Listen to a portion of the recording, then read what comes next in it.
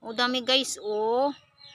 Oh, bulok na siya guys. Ganito kasi ang sistema ng kamatis. Mabilis siyang mabulok pag nahawaan siya. Nagkahawa-hawa na no.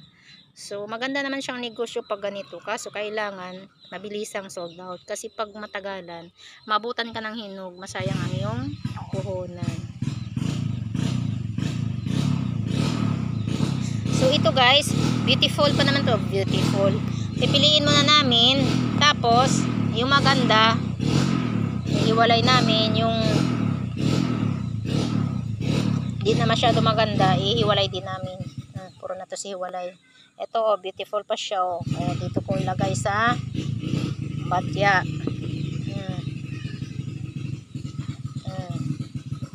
So, sa mahilig dyan ng kamatis dyan, all over the world, kontakin niya lang si Marie Hill sa kanyang business ng kamatis. Oh, beautiful pa siya guys. Naku, mahal to sa bayan guys. Dito, mura lang ang beautiful pa siya. Pipiliin natin para ganda pa siya guys.